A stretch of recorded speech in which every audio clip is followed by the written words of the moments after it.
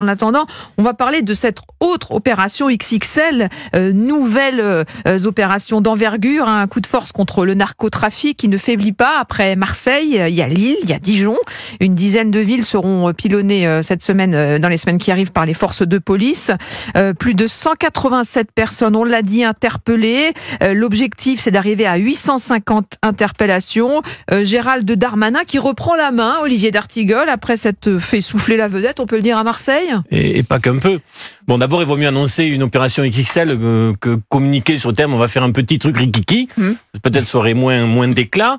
J'ai bien aimé la une de la Provence, oui, qui indiquait...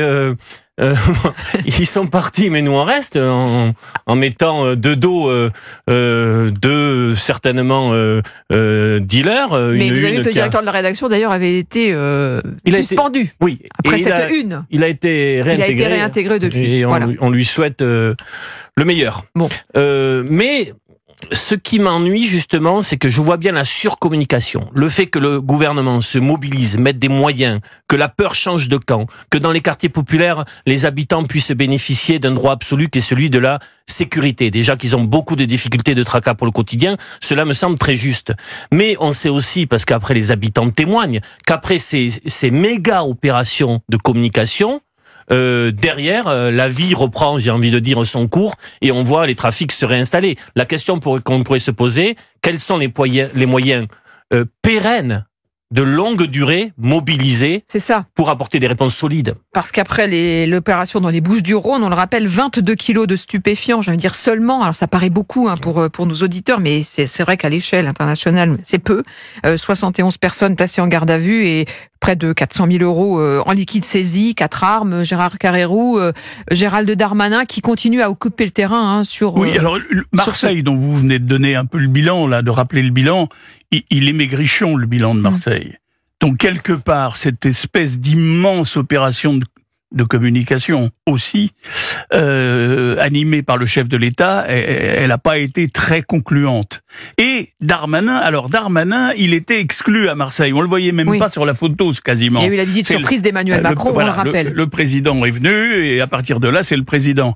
Et du coup, Darmanin, qui est un homme déterminé, il a remis effectivement une pièce dans l'ascenseur là ou dans le mécanisme et il déclenche et il va sur place. Et là je l'ai écouté à Roubaix, j'ai écouté ce qu'il dit. S'il fait ce qu'il dit, c'est-à-dire si les opérations sont longtemps soutenues en longueur, parce qu'il faut, si les moyens sont là, les moyens ça dépend de lui, pas seulement de lui, mais enfin si les moyens sont là, on peut espérer des résultats autres que les résultats que vous avez rappelés qui étaient donc un peu minces.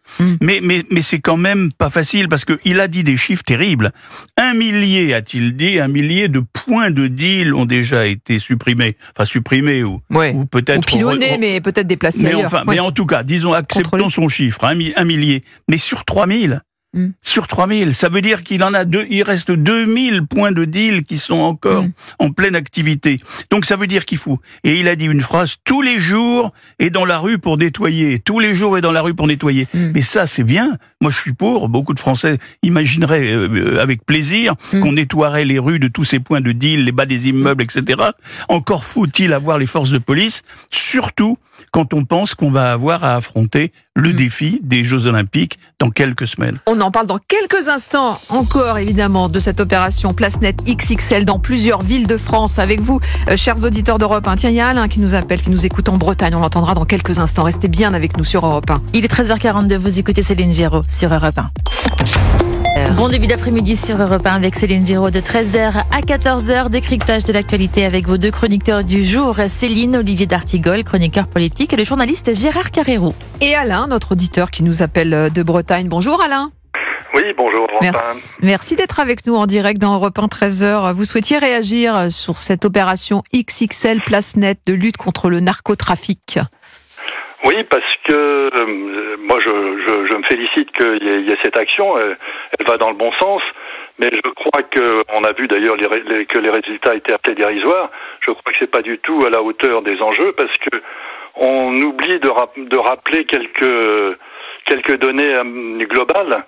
Si on donne des chiffres simples, par exemple, il y a 1 millier de territoires perdus de la République, dans lesquels on compte, disons, une centaine de voyous par quartier, ce qui est très peu, ça fait 100 000 voyous qui occupent en permanence le territoire, le terrain, qui sont chez eux, qui ne bougent pas de chez eux.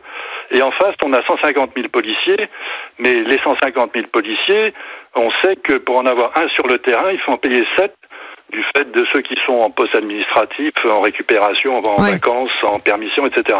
Donc en fait, on a 20 000 policiers en permanence face à 100 000 voyous qui occupent le terrain. Comment voulez-vous que ça marche? Une opération ponctuelle comme à Marseille ou à Lille, ça dure une semaine, 15 jours, mais on voit bien que les narcotrafiquants s'en moquent complètement, puisque sur les réseaux sociaux, ils disent nous nous excusons du dérangement, les affaires reprennent bientôt. Pour vous, c'est un problème de moyens, donc humain. Donc voilà, c'est une affaire d'échelle de grandeur. On a des moyens très insuffisants. Il faudrait 3 fois plus de policiers, mais on les paiera jamais. Donc on est devant une impasse. Il y aura des opérations comme ça qui sont bien. Moi, je nie pas du tout leur intérêt, mais qui sont pas du tout à la hauteur des enjeux. Alain, merci beaucoup pour cette intervention. Alain, on va peut-être réagir. Je suis totalement d'accord avec notre auditeur sur la nécessité de poser la question des moyens. Le combat est inégal, en fait, c'est ce que nous dit Alain, quoi. Sur vos ondes, il y a quelques semaines, Alain Bauer, le criminologue, avait dit « Là où l'État se retire, la violence s'installe ». La phrase résume tout. Il faut donc une stratégie, oui, de reconquête avec des effectifs de police en nombre, avec des agents formés, mais pas uniquement, avec l'ensemble des services de l'État qui doit accompagner cet effort. Est-ce qu'on peut aller vers une réponse judiciaire plus ferme? Je vois qu'il y a un parquet national antiterroriste. Est-ce que la question d'un parquet national dédié à la question du narcotrafic est quelque chose qui peut avoir sa forme d'efficacité ou pas? Le débat doit s'enclencher. Et puis, j'ai envie de dire, qu'est-ce que nous mobilisons comme moyen pour aller taper les grandes filières des narcotrafiquants? On ne peut pas uniquement se contenter de la cage d'escalier, même s'il faut le faire. Il faut essayer d'assécher plus que ce qu'on mobilise aujourd'hui comme effort les grandes filières. C'est pour ça que j'ai regretté la réforme de la police judiciaire. Je termine sur cette idée parce que beaucoup de policiers spécialistes de ces questions-là nous disent qu'ils ont besoin de moyens de long cours, de moyens d'intervention rapide, parce qu'il faut que les enquêtes aussi soient scrupuleusement menées pour taper, j'ai envie de dire, les étages supérieurs de ce commerce-là. Ouais, c'est ce que dit Alain. Voilà, il y a un problème de moyens, il y a un combat qui est inégal et il y a des verrous en France qui font que c'est compliqué. Je suis d'accord avec ce qu'a dit Olivier d'Artigol. On mettra pas, de toute façon, faut pas rêver, on mettra pas 500 000 policiers là où on en a du mal à en avoir 150 000. On n'en mettra pas 500 000, comme disait notre interlocuteur au téléphone. Alors, il y a peut-être un autre moyen, et là, on voit ça pointer dans le discours officiel, notamment de celui de Darmanin, mais aussi celui du garde des Sceaux, qui est celui de s'attaquer au marché. Parce que pour qu'il y ait de la drogue, et de la drogue partout, dans toutes les villes, etc., il faut qu'il y ait des gens pour acheter de la drogue. Voilà, donc taxer les consommateurs.